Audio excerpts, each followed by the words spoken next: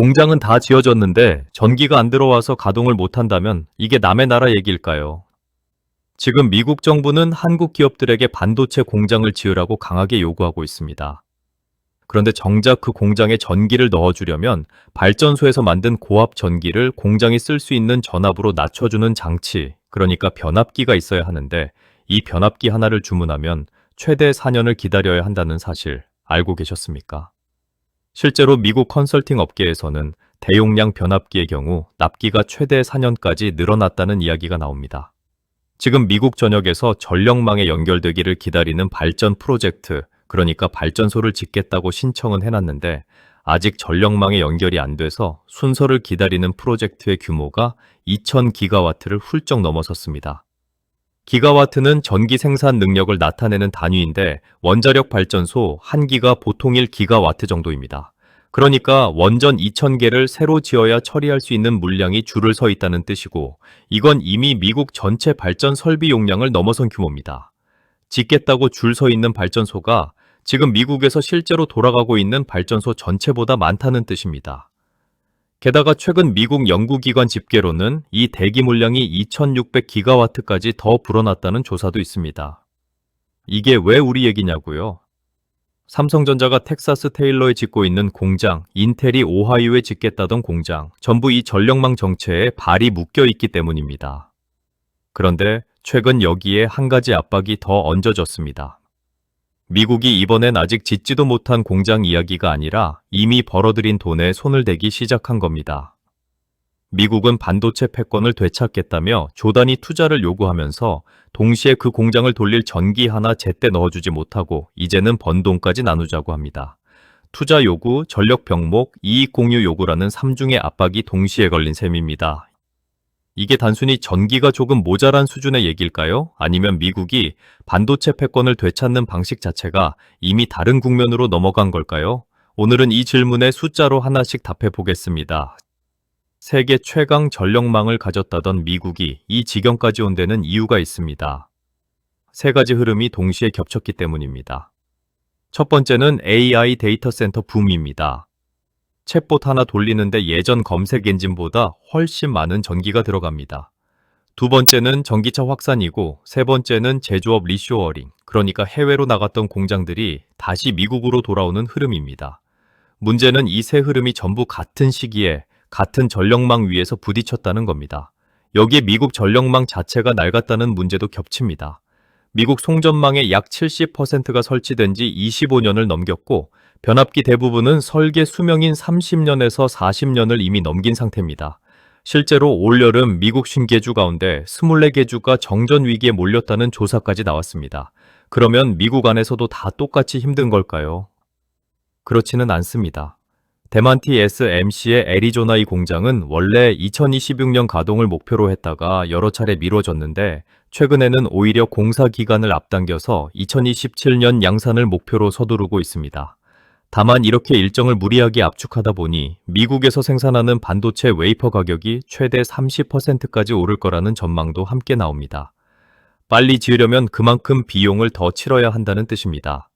반면 인텔의 오하이오 공장은 원래 2025년 가동 예정이었다가 2026년으로 한 차례 밀린 뒤 지금은 2030년에서 2031년으로 계속 밀리고 있습니다. 같은 나라, 같은 전력망인데 왜 이렇게 결과가 갈릴까요? 답은 간단합니다. 누가 먼저 변압기와 송전 용량을 확보했느냐의 차이입니다. 게다가 미국은 공장 건설 허가를 내주는데 대만보다 2배 정도 시간이 걸린다는 업계 분석도 있어서 인허가 속도 자체도 격차를 벌리는 원인이 되고 있습니다. 이건 마치 똑같이 늦게 도착한 손님인데 한 명은 미리 예약금을 걸어 놓아서 자리를 받고 다른 한 명은 그냥 줄만 서 있다가 자리를 놓치는 것과 비슷합니다. 이 격차는 뒤에서 다시 나올 삼성전자의 선택과도 그대로 연결됩니다. 이 격차, 숫자로 보면 더 뚜렷하게 드러납니다. 복잡한 수치는 화면 자막으로 정리해 드릴 테니 여기서는 딱 두 가지만 기억해 주세요. 컨설팅 업체 우드 맥켄지에 따르면 대형 변압기 수요는 5년 전보다 3배 가까이 늘었는데 정작 주문하면 손에 쥐기까지는 3년 넘게 걸린다는 것, 그리고 그 사이 가격도 2배 가까이 뛰었다는 것입니다. 손님은 3배로 늘었는데 주방장과 조리시설은 그대로인 식당과 같습니다. 아무리 돈을 싸들고 와도 순서를 기다릴 수밖에 없는 구조입니다. 고압 차단기, 해저 초고압 케이블 같은 다른 전력 부품들 상황도 크게 다르지 않은데 이 부분 세부 수치는 화면으로 확인해 주시고 넘어가겠습니다. 여기에 헬륨 문제까지 겹칩니다. 헬륨은 반도체 웨이퍼를 깎고 식히는 공정에 꼭 필요한 기체인데 전 세계 공급의 3분의 1을 차지하는 카타르 생산 단지가 최근 중동 지역 무력 충돌로 타격을 입으면서 가격이 급등했습니다. 특히 한국은 헬륨을 카타르 한 곳에 크게 의존하고 있어 이 리스크에 더 노출되어 있습니다. 다만 삼성전자와 SK하이닉스는 수개월치 재고와 높은 회수율을 미리 확보해둬서 당장 생산이 멈출 가능성은 낮다는 게 업계 설명입니다. 여기에 AI 반도체 필수 부품인 HBM은 이미 2026년 생산 물량이 전부 선점 계약으로 채워졌습니다. 살 사람은 줄을 섰는데 팔 물건이 없다는 뜻이고 이 상황이 조금 뒤에 나올 미국의 새로운 요구와도 그대로 맞닿아 있습니다. 이런 숫자는 화려한 발표 뒤에서는 잘 드러나지 않습니다. 미국 정부는 반도체 산업 지원법인 칩스법으로 400조 원이 넘는 반도체 투자를 유치했다고 자랑스럽게 발표했습니다. 그런데 실제 가동에 들어간 공장 비율을 보면 이야기가 달라집니다. 정상적이었다면 데이터 센터와 반도체 공장 투자 발표가 나오는 시점에 함께 발주됐어야 할 변압기와 송전선 공사가 실제로는 몇 년씩 늦게 시작됐습니다. 기업 입장에서는 경쟁사보다 먼저 투자 계획을 발표해야 투자자와 정부의 관심을 끌 수 있었고 실제 전력 확보는 나중 문제로 미루어 버렸기 때문입니다. 업계 추정에 따르면 올해 예정된 12기가와트 규모 데이터 센터 용량 가운데 실제 공사가 활발한 물량은 5기가와트 남짓에 그친다고 합니다. 나머지 7기가와트, 절반이 넘는 물량이 변압기 부족과 지역 반발, 관세 문제로 멈춰선 상태입니다.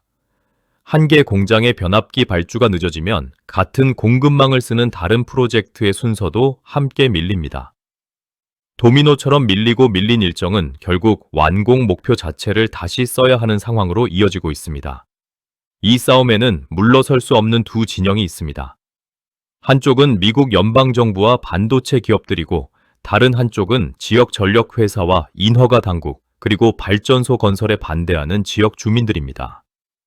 반도체 기업 입장에서는 하루라도 빨리 공장을 돌려야 투자금을 회수할 수 있습니다. 반면 전력회사 입장에서는 검증되지 않은 대규모 전력 사용을 무리하게 연결했다가 다른 지역 정전으로 이어지면 그 책임을 고스란히 떠안아야 합니다. 전력회사가 이렇게 신중해진 데는 이유가 있습니다. 실제로 일부 지역에서는 데이터 센터 전력 수요가 갑자기 몰리면서 인근 주택가 전기 요금이 오르고 이에 반발한 주민들이 신규 발전소 건설 자체를 막아선 사례가 나왔습니다. 처음에는 일자리 창출을 이유로 반도체 공장 유치에 우호적이었던 지방정부 상당수가 실제로 전기요금 인상 청구서가 날아오자 태도를 180도 바꾼 경우도 있습니다. 정작 이 싸움에서 아무 잘못 없는 사람들은 협상 테이블에 앉지도 못한 지역 중소 제조업체들입니다. 이들은 반도체 공장과 같은 배전망, 그러니까 전기를 각 지역으로 나눠 보내는 전선망을 쓰다가 순번이 밀려 몇 년째 신규 생산 라인 증설 신청조차 승인받지 못하고 있습니다. 여기까지가 전력이라는 눈에 보이는 병목이었습니다. 그런데 최근 몇 주 사이 여기에 눈에 보이지 않는 압박이 하나 더 얹어졌습니다. 한국은 이 흐름에서 수혜국일까요? 피해국일까요? 반도체 장비와 전력 인프라 수요가 몰리면서 한국 변압기, 중정위 기업들에는 주문이 폭주하고 있지만 정작 미국에 공장을 지어야 하는 삼성전자 입장에서는 전력 리스크를 고스란히 떠안는 처지입니다. 그리고 이 부담 위에 새로운 압박이 하나 더 얹어졌습니다. 미국 상무부가 삼성전자와 SK하이닉스의 메모리 공장을 미국 땅에 지으라고 공개적으로 요구한 직후 이번엔 이미 벌어들인 이익까지 나누자는 요구가 나온 겁니다. 흥미로운 건 두 회사 모두 미국의 대규모 투자를 발표하긴 했지만 정작 첨단 디램이나 낸드 플래시 같은 고급 메모리 공장을 미국에 짓겠다는 구체적인 계획은 아직 밝히지 않았다는 점입니다. 그러니까 미국은 아직 받아내지도 못한 첨단 공장은 놔둔 채 이미 번 돈부터 나누자고 요구하고 나선 셈입니다. 코리아타임스 단독 보도에 따르면 지난달 미국 무역대표부와 한국통상당국이 만난 자리에서 이런 취지의 언급이 나왔다고 합니다. 미국 기업들이 한국 반도체를 대량으로 구매해 줬으니 그 실적에 기여한 몫을 나눠 받을 자격이 있다는 논리입니다. 국내 협력사가 이익을 나눠 받는다면 미국 기업도 마찬가지 아니냐는 겁니다. 왜 하필 지금 이런 요구가 나왔을까요? 숫자를 보면 이유가 보입니다. 올해 상반기 한국 반도체 수출은 1924억 3천만 달러, 1년 전보다 162.5% 늘었습니다. 이건 지난해 한 해 전체 반도체 수출액을 반년 만에 이미 넘어선 역대 최고 실적입니다. 특히 HBM을 포함한 메모리 반도체 수출만 놓고 보면 1637억 3천만 달러로 245.1%나 급증했습니다. 6월 한 달 대미 수출액은 200억 2천만 달러로 1년 전보다 78.6% 늘었고 상반기 전체 대미 수출도 50.5% 증가했는데 이 증가를 이끈 게 바로 반도체입니다. 팔면 팔수록 미국 입장에서는 그만큼 지켜보는 눈이 커진 셈입니다. 여기에 절묘한 우연도 하나 겹쳤습니다. 마침 한국 내부에서도 AI 반도체 호황으로 벌어들인 돈을 협력사나 국민과 나눠야 하는 것 아니냐는 초과 이익 공유 논쟁이 한창 진행 중이었습니다. 미국은 이 국내 논리를 그대로 가져다 자기들 몫을 요구하는 데 썼습니다. 우리끼리 나누자던 이야기가 남의 나라 협상 카드로 되돌아온 셈입니다.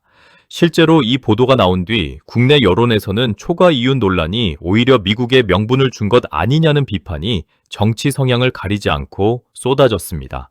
전문가들 사이에서는 상업적 합리성을 앞선 이번 요구가 실제로는 통상 압박의 성격이 짙다는 해석도 나옵니다. 그런데 이 요구, 어디서 본 장면 같지 않으신가요? 지금 이 상황은 1990년대 후반 한국 대기업들의 무리한 설비 확장과 소름 돋을 정도로 닮았습니다. 당시 국내 대기업들은 시장 점유율 경쟁에 매달려 실제 수요보다 훨씬 큰 설비 투자를 밀어붙였고 결국 외환 위기와 맞물려 대규모 구조조정으로 이어졌습니다.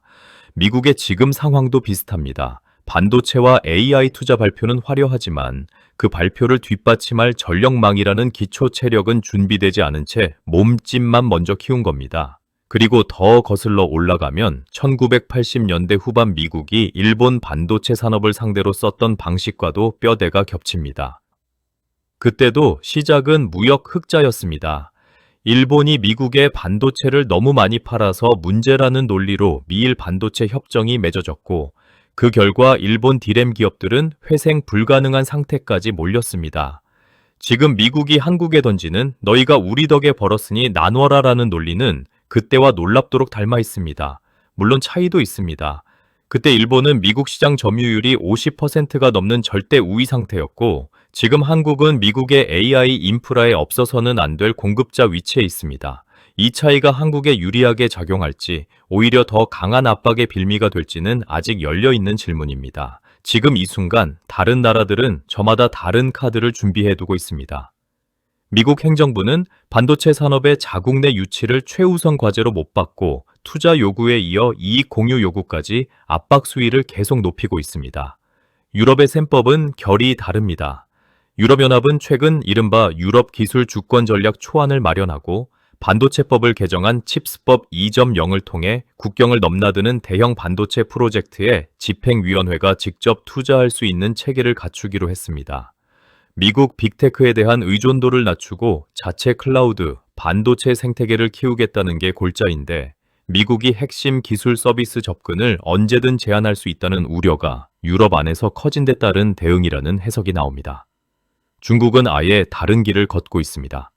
미국의 대중 반도체 수출 규제가 오히려 중국의 기술 자립을 앞당기는 역설적인 결과로 이어지고 있다는 평가가 나옵니다. 최신 그래픽 처리 장치, 그러니까 AI 연산에 쓰는 고성능 반도체 수입이 막히자 중국 기업들은 자체 AI 가속기 개발 속도를 끌어올렸고 중국 정부는 부지와 세제, 전력까지 전폭적으로 지원하며 반도체 국산화를 밀어붙이고 있습니다.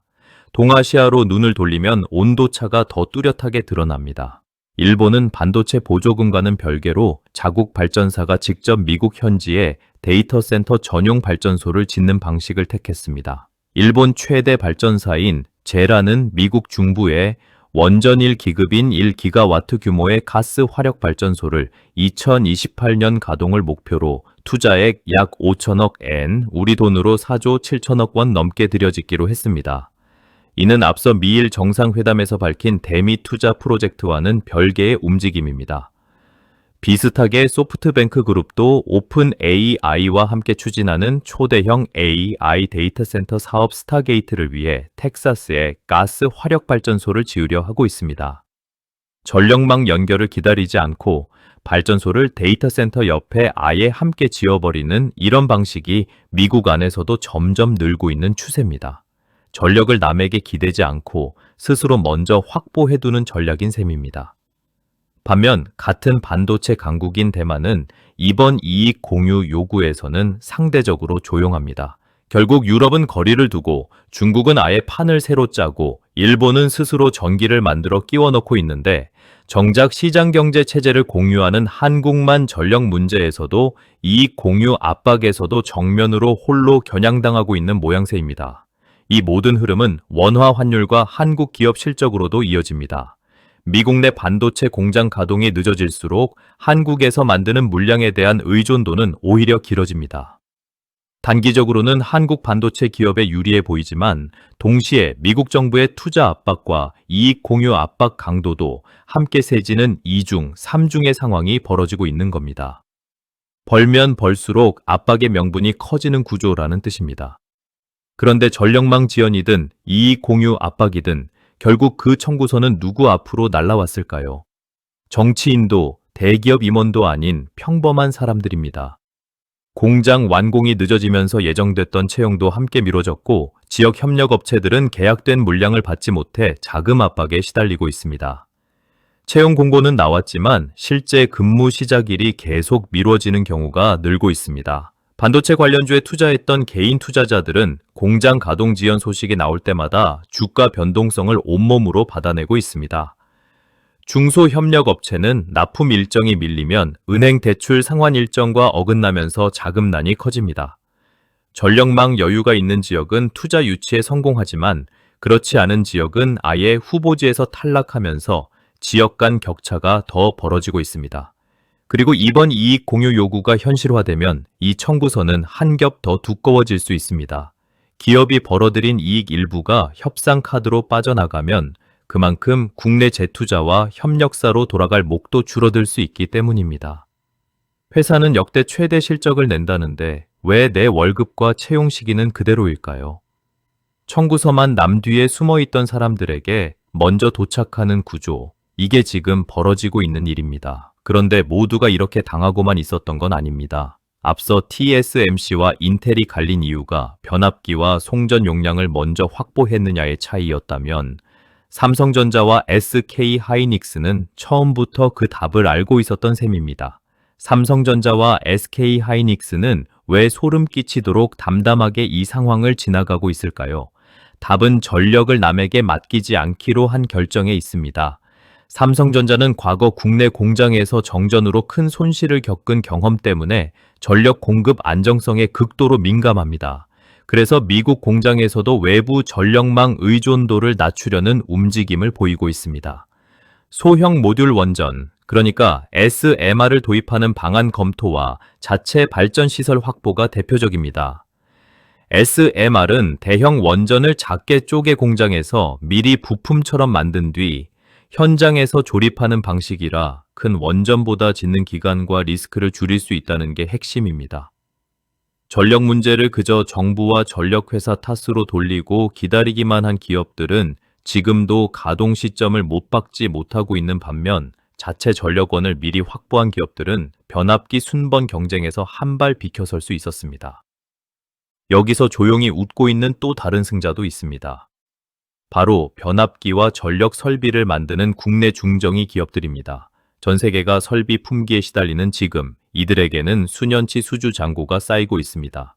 초격차라는 게 결국 기술 하나가 아니라 위기가 오기 전에 무엇을 먼저 준비해 뒀느냐의 문제라는 걸 보여주는 장면입니다.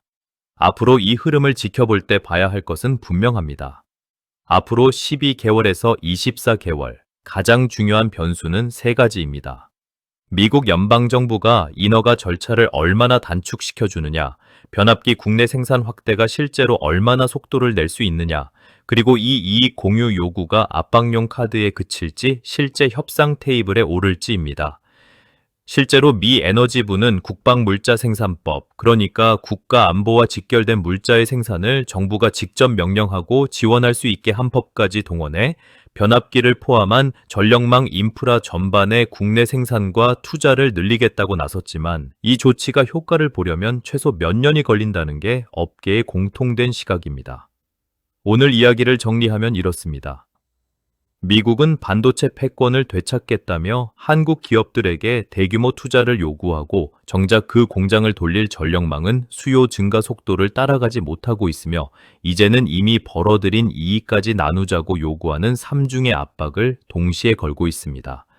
변압기 품귀와 인허가 지연이라는 물리적 병목 앞에서 결국 공장을 먼저 돌리는 쪽은 정부 발표가 아니라 전력을 스스로 확보한 기업입니다. 그리고 이익 공유라는 새로운 압박 앞에서 결국 협상력을 갖는 쪽은 대체 불가능한 기술과 공급망 지위를 가진 기업입니다. 이게 우리 삶에는 구체적으로 어떤 의미일까요?